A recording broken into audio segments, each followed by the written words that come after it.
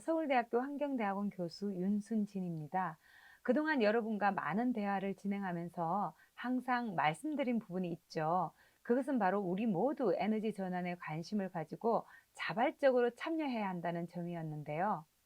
그런데 무작정 참여해라. 그렇게 하면 어렵잖아요. 그래서 이번에는 실생활에서 어떻게 하면 에너지 소비를 줄일 수 있는지, 또 어떻게 우리가 에너지 전환 과정에 참여할 수 있는지 알아보려고 하는데요. 실질적인 방법과 우리나라가 현재 시행하고 있는 정책, 다양한 캠페인 등에 대해서 이야기해 보고자 합니다. 그렇다면 실생활에서 간단하게 에너지 소비를 줄일 수 있는 방법 하면은 뭐가 떠오를까요? 자, 콘센트 빼기, 계단 이용하기. 이렇게 간단한 것도 해당이 될까요? 네. 당연히 해당이 될 수 있죠. 생각하기에 따라서는 작은 노력이지만 에너지 전환에 큰 도움이 될 수 있습니다. 실내 온도를 적정하게 유지한다든지, 내복을 입는다든지, 손수건을 사용한다든지, 또 용도에 따라서 적절한 에너지를 골라서 쓴다든지, 에너지 효율성이 높은 제품을 구입한다든지, 건물의 단열을 강화한다든지, 우리가 쉽게 실행할 수 있는 간단한 일들이 생각보다 참으로 많습니다. 무엇보다 개개인의 에너지 소비를 줄이려는 노력은 전체 에너지 수요를 낮추는데요. 전력망 전체 효율성을 개선하는 기반이 되기 때문에 에너지 전환에 매우 중요한 일들입니다. 그렇다면 우리가 일상생활에서 쉽게 실천할 수 있는 에너지 절약 노력에는 어떤 게 있을까요? 간단한 활동들 몇 가지를 소개해 드리겠습니다. 첫 번째는 형광등 끄기입니다. 에이, 이런 것도 그렇게 도움이 돼? 이렇게 생각하실 수 있지만, 사실 이것은 굉장히 간단하지만 도움이 되는 그런 행동입니다. 집에 있다 보면 사람이 아무도 없는데 여기저기 형광등이 켜 있는 경우가 있지 않나요? 개인 입장에서는 아주 작은 실천이지만 전력망에서는 제법 큰 부하를 줄일 수 있습니다. 회사나 학교에서는 이런 일이 더 자주 일어나곤 합니다. 전력 요금을 본인이 직접 부담하지 않으니까요. 더 이런 경향이 있는 것 같아요. 아무도 없는 곳, 사용하지 않는 시간에는 전등을 꼭 끄도록 합시다. 특히 낮에 블라인드나 커튼을 치고 전등을 켜는 일이 너무나 많습니다. 물론 직사광선이 비칠 때는 그럴 수밖에 없겠지만 그렇지 않은 경우들이 더 많습니다. 블라인드나 커튼을 올리고 또는 열고 적어도 창가 쪽 전등은 켜지 않도록 합시다. 회사나 학교의 경우 한 방에 전등이 여러 줄로 있을 때 굳이 조명등을 켜지 않아도 되는 곳 전등을 끄려고 할 때 어느 줄이 어느 스위치와 연결되어 있는지 알기가 어려운 경우들이 있습니다. 스위치에 지도를 그린 스티커를 붙이거나 그려두면은 껐다 켰다 하지 않고 손쉽게 끄고 싶은 전등을 끌 수가 있어요. 스위치를 껐다 켰다 할 때 전력 소모가 더 크기 때문에 간단한 전등 지도를 만들어서 이런 불필요한 낭비를 막을 수가 있겠죠.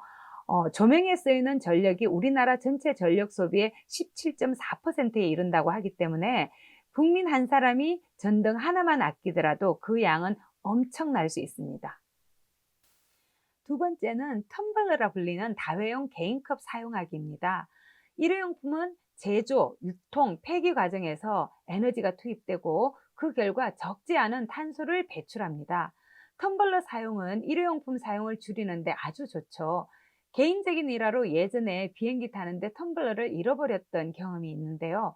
종이컵을 쓰기 싫어서 물을 마시지 못했던 적도 있어요. 이런 건 좀 극단적인 경우죠. 비행기를 탈 때면 특히 장거리 여행을 하게 되면 비행기로 이동하는 동안 얼마나 많은 일회용 컵을 사용하게 되는지 모릅니다. 저 같은 경우에는 아예 텀블러를 준비해 가서 텀블러에 물과 음료를 받습니다. 혹시 잊어버리고 그냥 타는 경우엔 쓸 때마다 계속 새로운 일회용품을 사용하지 않으려고 애를 씁니다. 이렇게 사소하더라도 에너지 절약 습관이 몸에 배이면 자연스럽게 에너지 절약을 실천할 수 있는 것 같아요. 세 번째는 점심시간 모니터 끄기입니다. 우리도 업무를 계속 하다 보면 힘들잖아요. 모니터도 마찬가지입니다. 컴퓨터 전체 에너지 소비량의 70%는 모니터를 사용하는 데서 발생한다고 해요. 의외로 많은 비율을 차지하는 것으로 보이는데요. 그렇기 때문에 별것 아닐 혹시라도 짧게나마 모니터를 꺼둔다면 에너지 절약에 큰 도움이 됩니다. 아니, 저 같은 경우는 아예 전원 옵션으로 절전 모드 기능을 설정해 둡니다. 일정 시간 작업을 하지 않는다면 자동으로 모니터는 꺼지고 본체도 절전 모드로 들어가게 하는 거죠. 개인용 컴퓨터만이 아니라 공공기관이나 업무용도 이렇게 절전 기능을 꼭 설정해 두면 좋겠습니다. 네 번째는 장바구니 이용하기입니다. 장바구니 역시 일회용품을 줄이는데 유용한 방법이죠.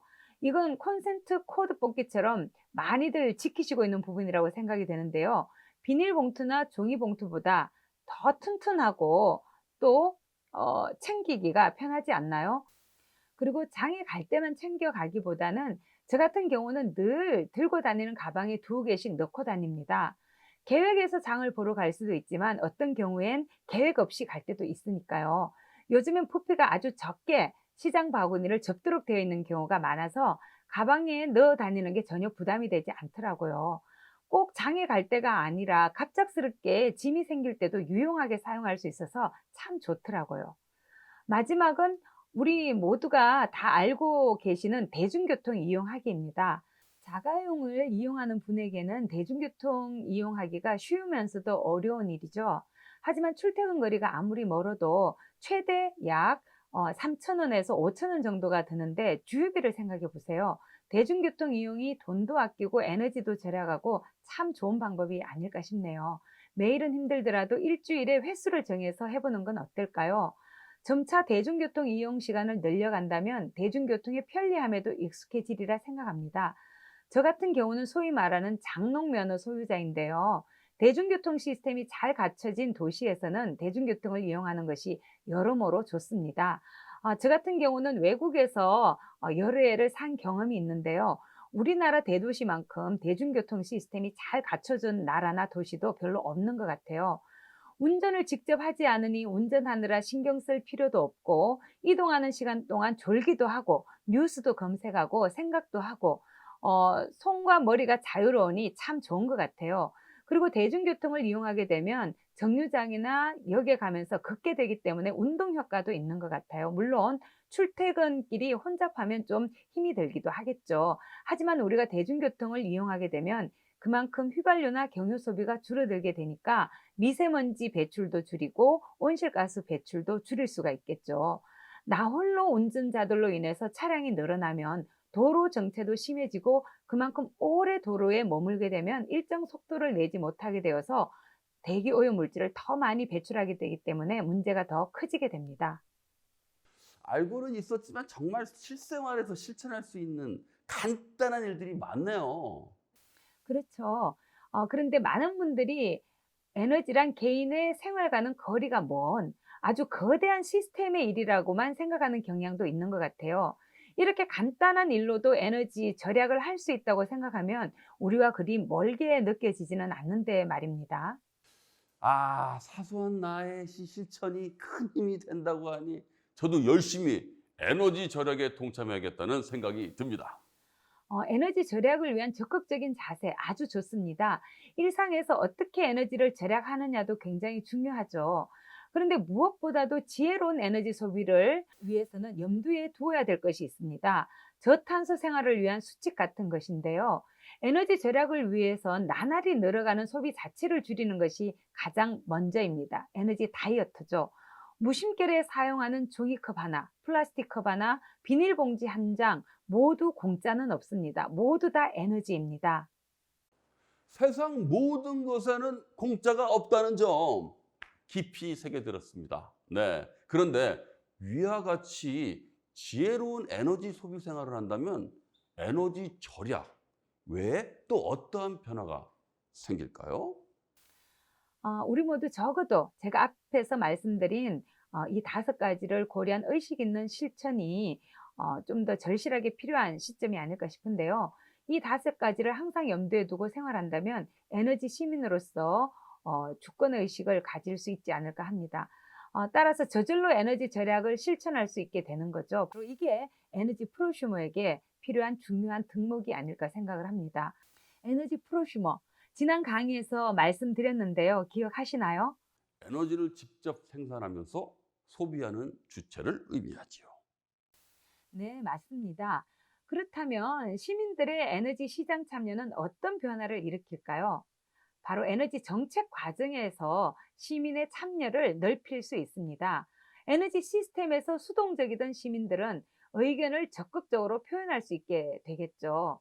조합원으로서 협동조합의 표를 행사하고 이익을 공유할 수 있습니다. 그리고 지역 에너지 정책에 영향을 끼치기도 하고 투자 계획까지 결정할 수 있게 되겠죠. 그래서 에너지 프로슈머로서의 역할이 중요합니다.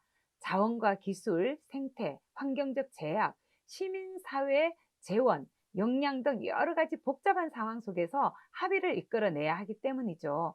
또한 목표 수립을 위해서 전략을 수립해야 하는데요.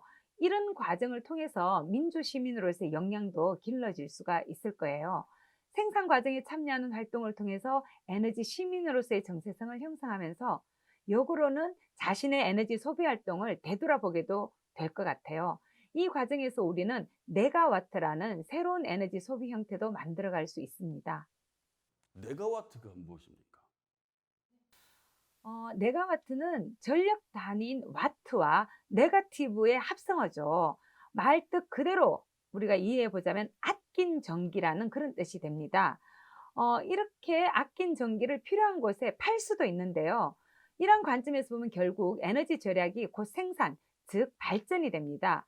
공급 위주 에너지 정책에서 수요 관리 중심으로 변화되면서 절약의 중요성이 더 부각되고 있는데요.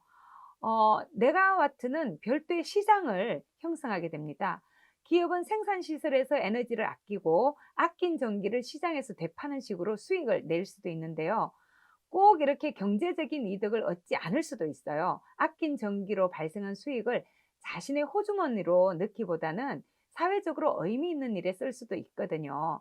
절약한 에너지를 에너지 빈곤층과 나눔으로써 새로운 형태의 기부와 저소득층 복지에도 기여할 수가 있게 됩니다. 에너지를 절약하려면 개인의 행동도 필요하지만 경우에 따라서는 새로운 재화 또는 투자가 필요한 경우도 있는데요. 건축물이 대표적입니다. 그린 리모델링은 기존 건축물의 에너지 효율성을 개선하는 것을 말하는데요. 그린 리모델링은 공공기관 건물을 대상으로 주로 공사가 진행돼 왔습니다. 하지만 그린 리모델링 지원 사업을 통해서 가정이나 민간으로도 영역이 넓혀지면서 관심이 점차 높아지고 있습니다. 에너지 소비를 줄이면서도 쾌적한 환경을 유지할 수 있도록 단열을 강화하고 에너지 손실을 최소화하면서 실내 공기를 쾌적하게 유지하도록 환기 시스템을 갖춘 건축물을 패시브 하우스라고 하는데요. 기존 건축물도 그린 리모델링을 통해서 패시브 하우스로 바꿀 수가 있습니다. 그 패시브 하우스 장점이 무엇입니까? 좀 더 자세히 말씀해 주세요. 주거 환경을 친환경적으로 개선해서 탄소 배출량을 줄일 수 있는 거죠. 에너지 소비가 줄어드니까 그만큼 탄소 배출도 줄어들 수 있는 거예요.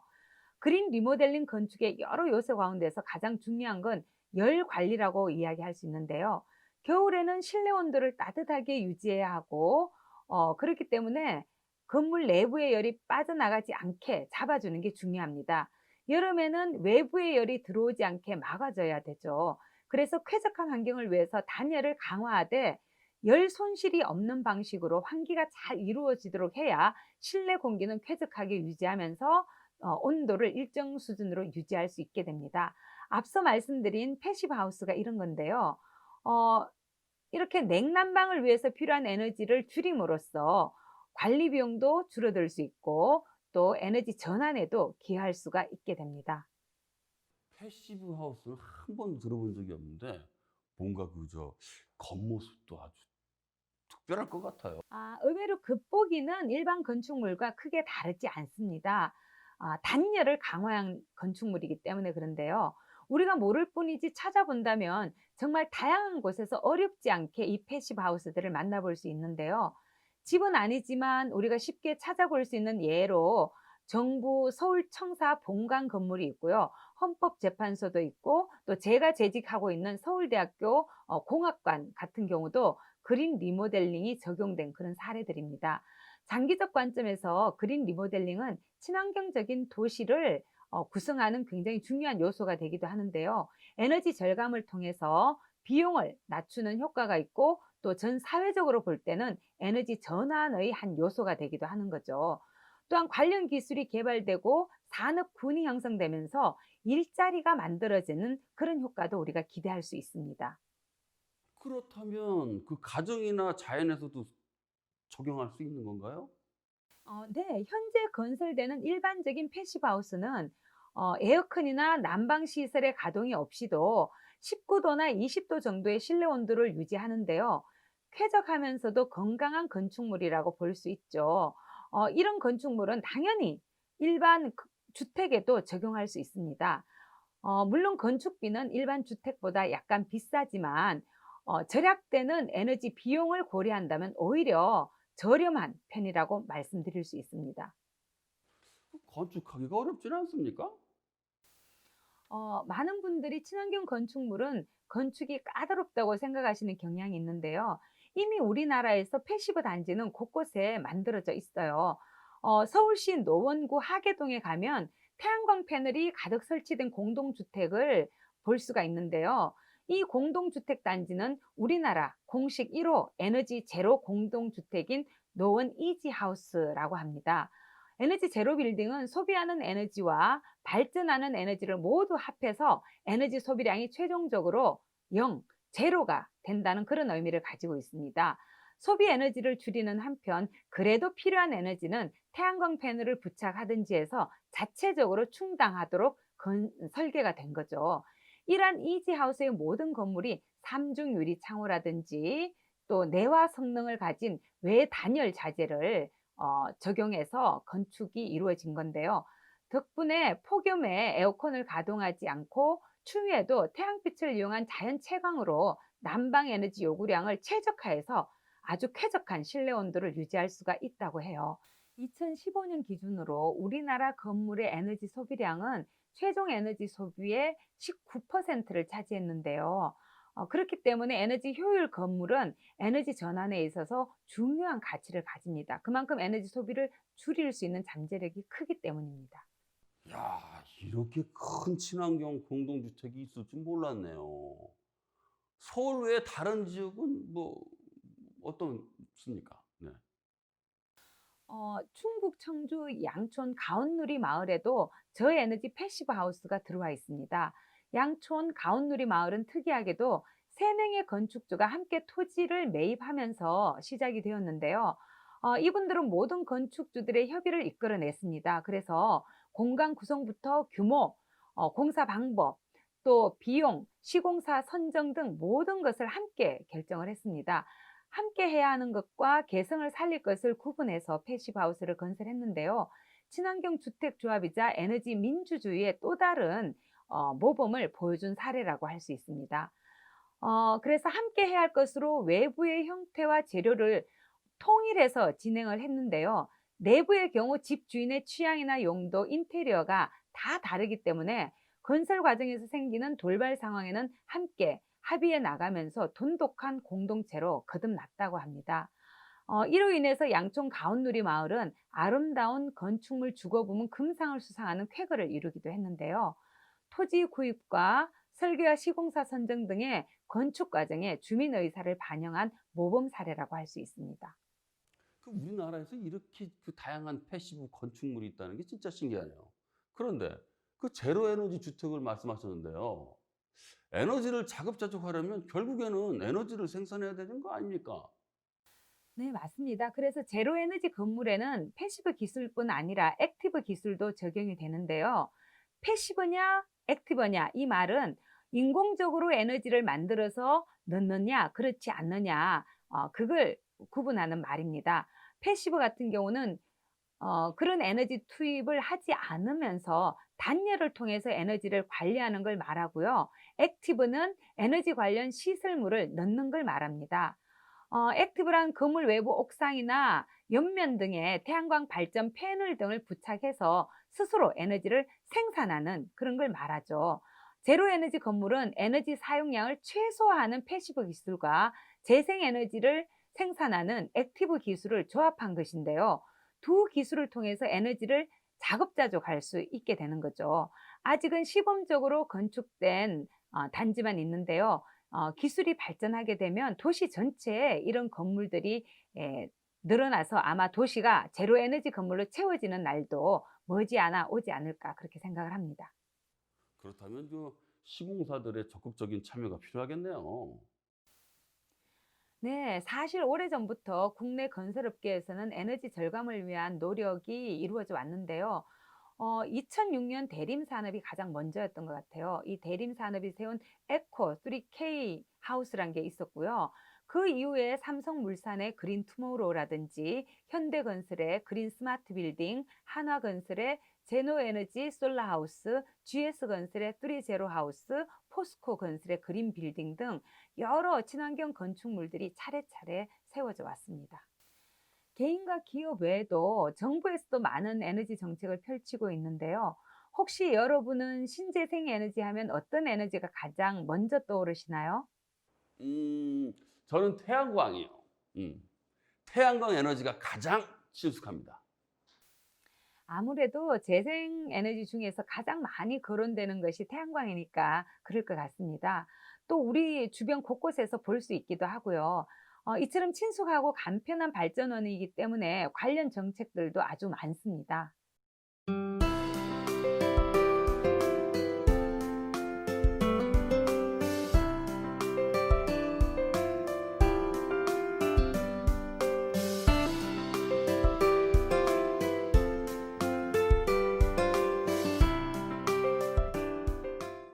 아유, 말씀하신 것처럼 정말 분야별로 다양한 정책들이 있네요. 심지어 세세하게 분화되어 주택은 물론 건물과 지역, 대여 산업까지 태양광 산업의 보급을 위한 정부의 노력을 한눈에 알 수 있습니다. 그렇죠. 그런데 태양광 에너지 정책에서 우리가 주목해야 하는 사업이 또 있습니다. 바로 아파트 미니 태양광 설치 사업인데요. 서울시는 2011년 후쿠시마 원전 사고 이후에 원자력 발전과 화석 연료 의존도를 낮추기 위해서 전력 자립률을 높이는 정책을 추진해 왔습니다. 2012월 4월에 시작된 원전 하나 줄이기 정책이 대표적인데요. 그 정책 중 하나가 바로 아파트 미니 태양광 설치 사업이랍니다. 아니, 요즘은 뭐 어쨌든 쉽게 볼 수 있더라고요. 아파트 건물은 물론이고요. 도로, 그리고 버스 정류장에서도 뭐 자주 봤습니다. 네, 이 사업의 접근성이 그만큼 좋다는 뜻인데요. 눈에 자주 띄기 때문에 재생에너지에 대한 시민 수용성을 높일 수 있는 홍보물 역할도 톡톡히 하고 있는데요. 도시 지역 에너지 전환 운동을 펼치는 지역 주민들에겐 소규모이긴 합니다만 분산 전원을 위한 주요한 기술적 대안으로 인식이 되고 있어요. 사실 일반 시민이 재생에너지 설비들 중에서 가장 손쉽게 설치할 수 있기도 하고요. 그래서 그리고 또 본인이 자신의 인생에서 처음 설치하는 재생에너지 설비이기도 한 거죠. 이런 미니 태양광은 무더운 한여름 오후에 전력 피커를 낮춰주는 효과를 나타냈습니다. 많지 않은 전력량이지만 에어컨을 한참 많이 쓸 시간대를 무사히 넘길 수 있게 한 것인데요. 에어컨을 많이 트는 한낮에 태양광 발전이 왕성하다 보니까 그만큼 전력망에서 공급되는 전력에 대한 수요를 낮춰주는 역할을 할 수 있는 거죠. 그런 점에서 미니 태양광은 누구나 참여할 수 있을 만큼 소소하지만 효과는 강력한 정책이라고 할 수 있습니다. 서울시처럼 미니 태양광 보급이 확대되려면 사회적, 정치적, 기술적 다양한 측면에서 문제와 해결책을 모색하는 그런 활동들이 필요합니다. 그리고 태양광 보급업체와 사용자들을 대상으로 정기적인 평가와 실태 조사를 실시해야 되는데요. 지역 주민들은 미니 태양광 발전의 보급, 확산과 수용성 제고를 위해서 자긍심을 가지고 적극적인 자세를 취할 필요가 있겠죠. 이제 서울시에서는 서울 시민만이 아니라 자치구에서도 미니 태양광 설치 사업을 지원하고 있어요. 그리고 원전 하나 줄이기 사업 이외에도 또 서울시 같은 경우에는 2017년에 태양의 도시 서울이라는 그런 사업을 새로 시작을 했습니다. 그래서 2022년까지 1기가와트의 태양광 시설을 확대해가는 그런 정책인데요. 그중에서 이 미니 태양광의 확대를 굉장히 중요한 요소로 포함하고 있습니다. 그리고 이제는 서울을 넘어서 수원시라든지 고양시, 용인시, 성남시, 부천시, 안산시, 화성시 등 경기도의 여러 도시들과 부산시, 뭐 광주시, 대구시, 아산시, 당진시, 서천군 등 여러 시와 군들에서 또 충북의 청주시에 이르기까지 전국 각지에서 지원 사업을 추진하고 있어요. 우리나라 인구의 절반 이상이 공동주택에 거주하고 있기 때문에 특히 도시 지역에서는 다수의 인구가 아파트에서 거주하고 있기 때문에 설치가 간편하면서도 경제적인 부담이 적고 그러면서 최대 전력 수요를 줄여주는 그런 효과를 지닌 미니 태양광 설치가 간단한 재생에너지 이용 방안이라고 볼 수가 있겠죠. 교수님, 그러면 현재 우리나라 에너지 정책은 어떤 방향으로 가고 있습니까? 현 정부는 에너지 전환을 선언하고 관련 정책을 추진해 오고 있는데요. 핵심 사항은 다음과 같습니다. 원전과 석탄 화력의 빈자리는 비교적 청정한 화석 연료라 불리는 LNG 발전을 확대한다든지 또는 2030년까지 재생 가능 에너지 발전 전력을 20%로 올리는 그런 방향으로 진행하고 있습니다. 이 외에도 원전과 석탄 발전용 연료에 대해서 세금을 부과하거나 또 높이거나 하는 그런 그 연료 세금 정책을 지금 좀 변화를 주고 있고요. 그리고 지금 현재 정부는 농촌 지역에 영농형 태양광을 보급하기 위해서 노력하고 있습니다. 어, 우리가 농업 그랬을 때는 곡물을 생산하는 것만 농업으로 생각을 하지만 이제는 생각을 좀 달리해서 햇빛으로 전기를 생산하는 것도 전기 농사로 생각할 수가 있고요. 그래서 그런 논에 기둥을 높게 세워서 태양광 발전 시설을 우리가 건설하게 되면은 아래에서는 곡식이 또는 야채가 자라고 위에서는 태양광 팬을 통해서 전기 농사를 동시에 지을 수가 있는 거죠. 그래서 이런 방식으로 접근하기 위해서 정부가 다양한 지원 정책을 추진하고 있습니다. 전부 다 가능하다면 환경 문제도 덜고 우리에게도 큰 도움이 된다는 걸 알겠는데 이게 정말 실행이 가능할까요? 실행이 가능하도록 만들어야 된다고 생각을 합니다. 그래서 정부도 에너지 전환 로드맵이라는 것을 만들었는데요. 좀 더 이 로드맵이 현실화되기 위해서 보다 구체적인 에너지 정책 대안이 마련될 필요가 있지 않을까 합니다. 대안에는 재생에너지 확대와 더불어서 석탄 발전이나 LNG 발전 등 전체 전원을 고려한 내용이 담겨 있어야 되는데요.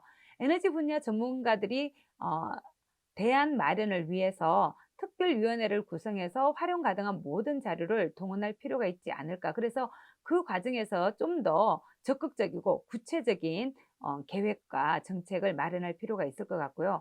이미 산업통상자원부에 에너지위원회가 있는데 보다 적극적으로 에너지 정책을 구체화하는 노력이 필요할 것 같아요. 사실 우리나라의 에너지위원회는 예전에 참여정부에서는 대통령이 위원장이 되는 국가에너지위원회였거든요. 근데 그게 이제 녹색성장위원회라는 것이 나오면서 지위가 격화돼서 산업통상자원부 산하로 좀 축소가 되었는데 다시 에너지 문제가 너무나 중요한 국가적 의제인 만큼 국가에너지위원회로 위상을 회복하는 것도 중요하다고 생각을 합니다. 그리고 또 청와대가 에너지 정책 컨트롤 타워가 되어서 부처 간 규제 갈등을 해소하고 보다 적극적인 규제 혁신에 나설 필요가 있지 않을까 합니다. 또 여전히 에너지 원별 발전 단가에 대한 논쟁이 분분한 만큼 비용 산정위원회를 구성해서 정말 그 논쟁의 어디까지가 우리가 받아들일 만한 것인지 또 앞으로 다양한 전력 요금이나 에너지 세제 개편 이런 문제들을 어떻게 다뤄야 할지 그런 부분에 대해서도 보다 활발한 논의와 의사결정이 이루어져야 되지 않을까 그렇게 생각을 합니다. 각 에너지 연별 비용에 대해서 좀 더 과학적이고 합리적으로 산정해서 공개하는 작업이 이루어질 필요가 있지 않을까 생각을 합니다. 그래서 그런 어떤 노력을 통해서 국민에게 좀 더 솔직하게 관련된 비용을 공개하고 동의를 통해서 수용성을 확보하는 그런 노력도 필요하다고 생각을 합니다.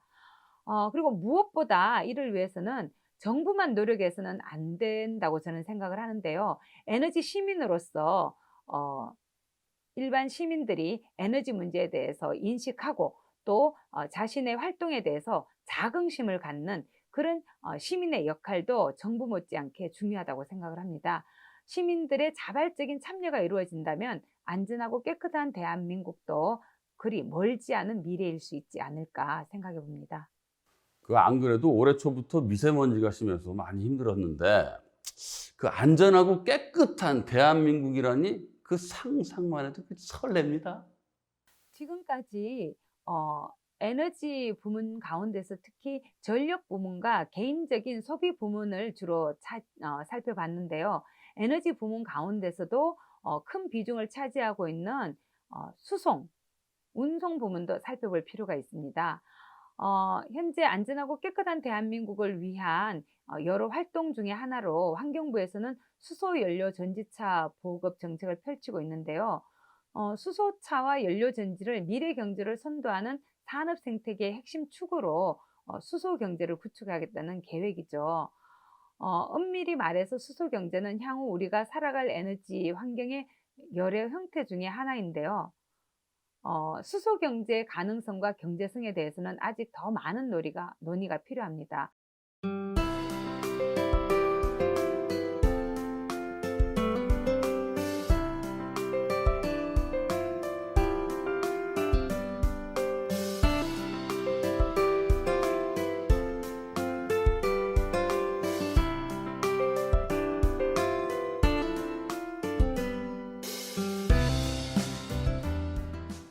우리나라에는 왜 그 수소연료 전기차 보급 정책을 하게 되었어요? 기후변화와 자원고갈 대응을 위해서 유럽을 중심으로 내연기관차 퇴출 정책이 추진되고 있어요. 그래서 우리 정부도 세계적인 흐름에 맞춰서 온실가스 배출 비중이 큰 내연기관차 퇴출과 친환경차 확대를 추진하게 되었는데요. 세계 자동차 시장도 내연기관차 제작 중단을 선언을 했고, 전기차, 수소차 등 친환경차 생산에 힘쓰고 있습니다. 사실 이런 배경에는 유럽 국가들의 주행거리당 CO2 배출 규제 정책이 영향을 주었는데요. 주행거리 1km당 CO2 배출이 어느 정도로 해야 된다. 이런 배출 규제 정책은 EU 지역 내에 반입되는 차량에 대해서 모두 적용이 되고 있습니다. 현재 1km 주행 시 평균 140g 이상의 CO2를 배출하는 경우는 수입을 제한하고 있는데요.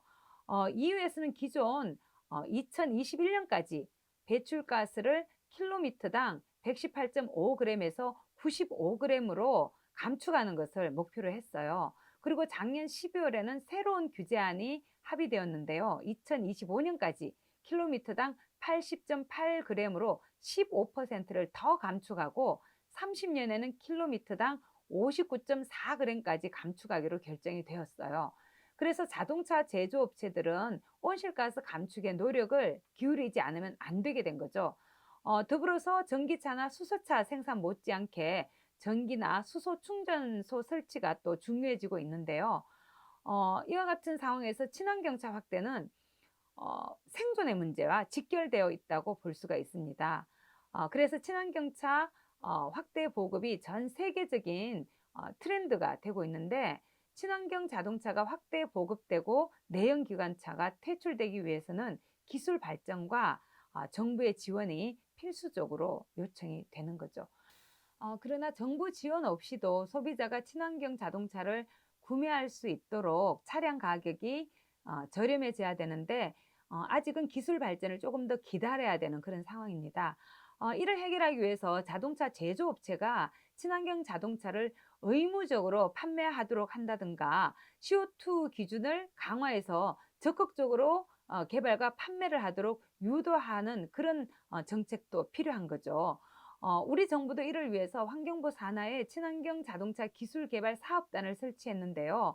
자동차 유해가스 저감을 위한 친환경 기술 개발과 상용화를 지원하는 노력을 하고 있는 거죠. 그 뭐 저도 에너지를 절약한다고 하긴 하는데 그 이야기를 듣고 보니까 더 노력해야겠다는 생각이 듭니다.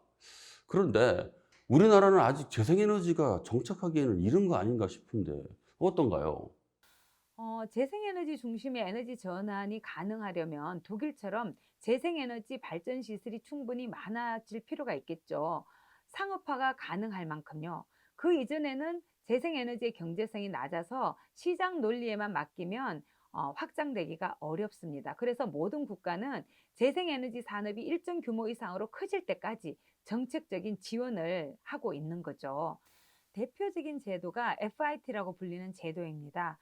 FIT는 영어로 Feed in Tariff라는 말의 줄임말인데요. 우리말로는 발전 차액 지원 제도라고 합니다. 재생에너지의 발전 단가가 아직은 상대적으로 높기 때문에 이걸 고려해서 재생에너지로 발전하는 사업자에게 일정 기간 예상되는 적자의 상당 부분을 보전해 주는 그런 제도죠. 전기를 생산할 때는 발전 원별로 표준 가격을 정해두는 거예요. 그리고 설치비와 운영비를 고려해서 단위 전력당 가격을 책정하는 거죠. 서로 다른 표준 가격을 지닌 발전은 여럿이 모여서 최종 전력 가격을 형성하는데요.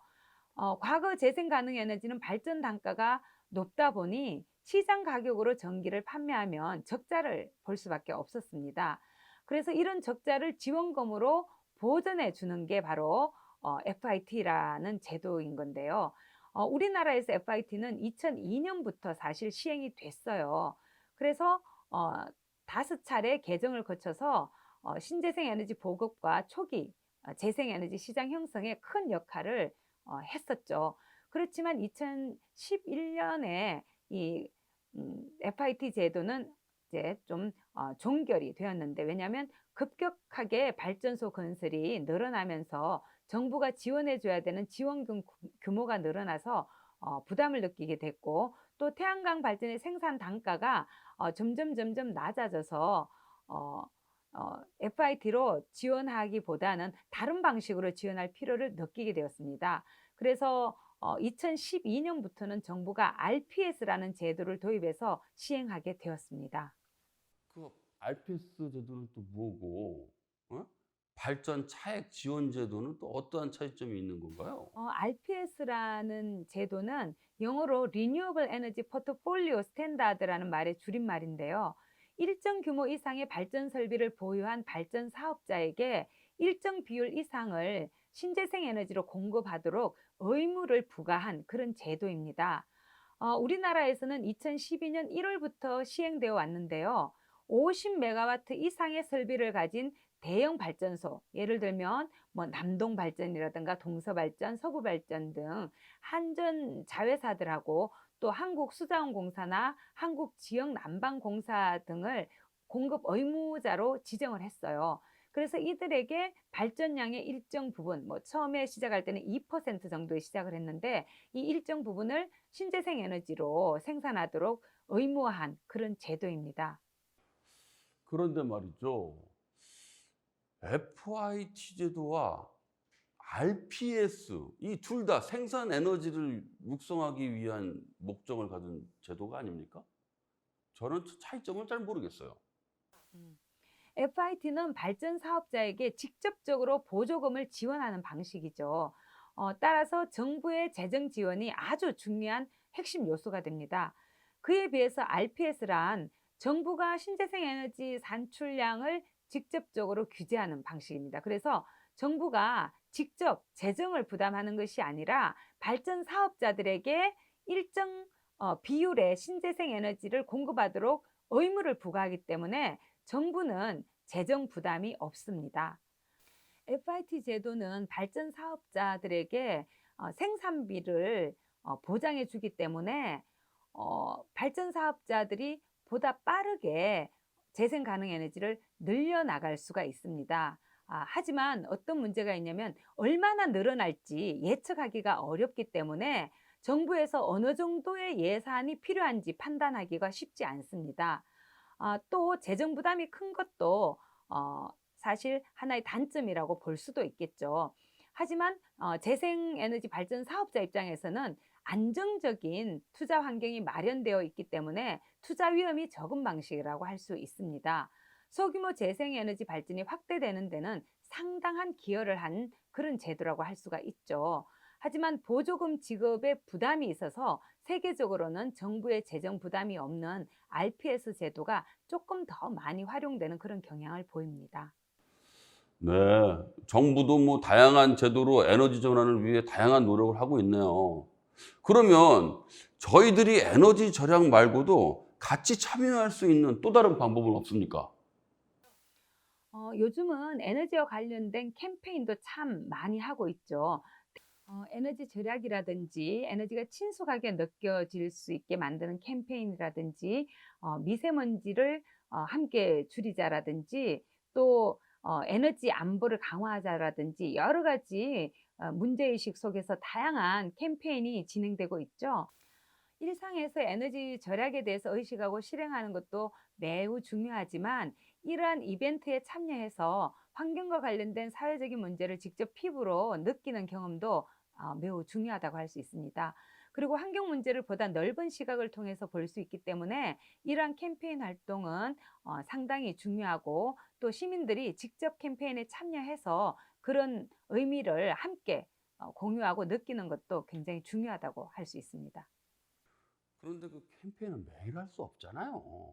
그렇다면 우리가 매일 할 수 있는 일들은 무엇입니까? 바로 투표입니다. 투표요? 아니, 투표는 4, 5년마다 하는 거 아닙니까? 에너지 효율 제품이나 저탄소 제품, 또 좀 우리 집에서 가까운 지역에서 생산된 근거리 제품, 또 저포장 제품, 이런 제품들을 우리가 구입하게 되면 우리가 일상생활에서 좀 더 지혜롭게 소비 활동을 할 수 있게 되는데 이게 바로 다르게 이야기하면 지혜로운 경제 투표라고 이야기할 수 있습니다. 매일의 소비 생활 가운데 화폐로 투표를 하는 거죠. 그래서 저는 이런 투표를 화폐 투표라고도 부릅니다. 어떤 제품을 구매하는 것은 그런 기업에 대해서 그 제품을 계속 생산하라고 의사를 전하는 것과 같고 사람들이 특정한 제품을 선택하지 않는다면 시장에서 가치가 없는 제품이 되는 것이기 때문에 그 제품은 그 기업이 계속해서 생산할 수가 없게 되는 거죠. 그래서 내가 선택하는 제품이 어떻게 생산되는지 관심을 가지고 어떤 제품을 선택할 것인지 결정을 잘 내려야 됩니다. 소비가 환경에 어떤 영향을 끼치는지 알려고 노력하는 것이 중요한 거죠. 그래서 매일매일의 소비에 대한 선택이 모여서 에너지와 환경을 바꿀 수가 있습니다. 물론 직접적인 투표는 아닙니다. 아직 우리나라에서는 에너지를 소비자가 골라서 구매할 수는 없기 때문입니다. 하지만 친환경 기업의 제품을 애용하는 것은 사회 전반적으로 친환경적인 어떤 수용성을 높일 수 있는 방법이 됩니다. 산업계 전반에 대해서 인식 전환을 이끌어낼 수 있는 그런 선택적 소비가 아주 중요하다고 볼 수 있습니다. 이렇게 지속 가능한 에너지 미래를 위해서 참여와 실천을 어떻게 할 것인지에 대해서 알아봤는데요. 어떠셨나요? 사실 이번 강의뿐만 아니라 그동안 에너지 전환은 우리 모두가 참여해야 한다는 점을 누누이 말씀드렸는데요. 잘 전달이 됐는지 모르겠습니다. 에너지 전환 과정에서는 수많은 도전 과제들이 숨어 있습니다. 어떤 것은 기술적으로 풀어야 하고 또 어떤 것은 제도를 운영하는 과정에서 풀어야 하는 과제들일 텐데요. 이처럼 도전 과제들에 대해서 적합한 해법을 제시하고 장단점을 냉철하게 파악하는 그런 태도가 필요합니다. 또한 해법을 논의하는 과정에서 필연적으로 발생하는 이해관계 충돌이나 갈등을 적절하게 조율할 수도 있어야 되겠죠. 따라서 객관적인 시각과 정확한 정보도 필요하다고 할 수 있습니다. 에너지 전환은 우리 세대의 의무이고 이 의무는 대한민국 국민으로서의 의무이기도 하지만 세계 시민으로서의 책임이기도 합니다. 에너지 기술의 발전과 에너지를 둘러싼 다양한 관계 변화가 내 생활 방식을 변화시키기 때문인데요. 이러한 변화를 위해서 에너지 전환을 위해 노력해 나가야 됩니다. 에너지 전환은 먼 미래의 이야기가 아니고 오늘 여기에서 우리가 해야 할 일인 것이죠. 아무리 사소한 것이라도 모두가 바로바로 실천하는 에너지 시민으로서의 주체의식을 가지고 행동하면 좋겠습니다. 그렇게 할 때 깨끗한 환경에서 더 나은 우리의 생활과 만날 수 있게 되기 때문이죠. 사실 우리 생활 전체는 에너지와 뗄 수가 없습니다. 우리가 잠에서 깨서 잠자리에 들고 다시 잠에서 깨기까지 모든 활동은 다 에너지와 연결되어 있습니다. 그렇기 때문에 아무리 사소한 것이라도 모두 다 에너지와 관련되어 있기 때문에 우리가 어떻게 생활하느냐에 따라서 에너지 소비와 그로 인해서 발생하는 온실기체 배출량은 달라질 수가 있습니다.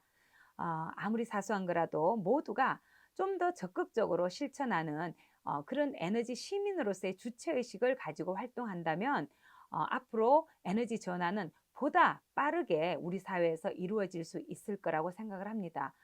우리 모두가 좀 더 깨끗하고 안전한 환경에서 살아가기 위해서 에너지 전환은 반드시 달성해야 될 과제이고, 또 우리의 아이들과 그 아이들의 아이들을 생각할 때 우리가 오늘 하루를 어떻게 좀 더 잘 살아내야 될 것인가, 에너지 시민으로서 주체의식을 가지고 살아야 할 것인가, 좀 더 많이 고민하고 많이 실천하는 저와 여러분이 되면 좋겠습니다.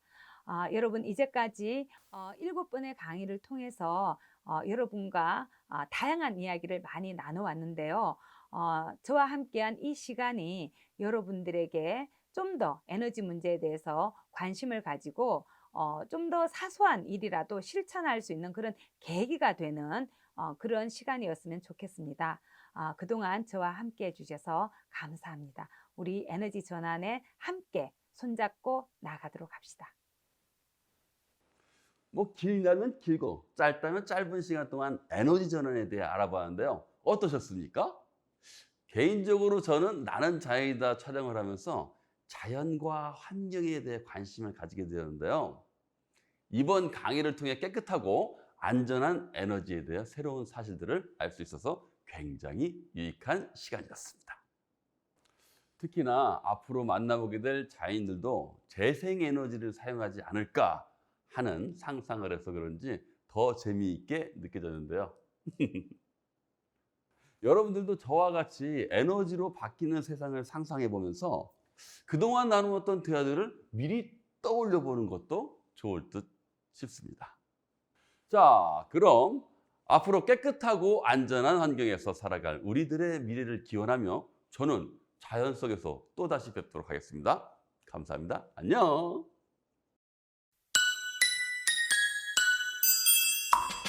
에너지로 바꾸는 세상. 지금 우리의 선택은 미래를 위한 첫걸음입니다.